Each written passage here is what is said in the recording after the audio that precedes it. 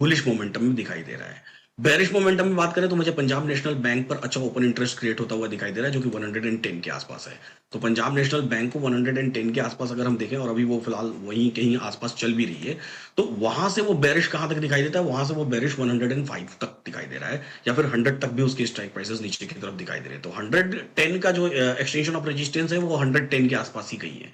तो वहां से लगभग ₹5 105, और वहां से ₹5 और एक्स्ट्रा मूव, यानी कि 100 तक का move, ₹10 bearish move PNB bank में दिखाई दे रहा है, जो कि पोजिशनल है, यानी कि यहां से आने वाले 2 4 5 दिन 10 दिनों में ये चीजें होने वाली हैं।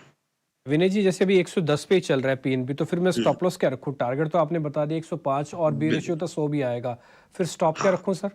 इसका स्टॉप लॉस कैसा होगा कि अगर आप 110 रुपए पर जाकर ओपन इंटरेस्ट देखेंगे, यानी कि आपको ऑप्शन चेन ओपन करना पड़ेगा, ऑप्शन चेन में उसका ओपन इंटरेस्ट देखना पड़ेगा, तो उस पर ओपन इंटरेस्ट अभी लगभग 2360 के आसपास दिखाई दे रही है। आप दूर दूर तक देखेंगे तो उसका जस्ट हाफ ओपन इंटरेस्ट आपको 115 पर 1224 का दिखाई दे रहा है।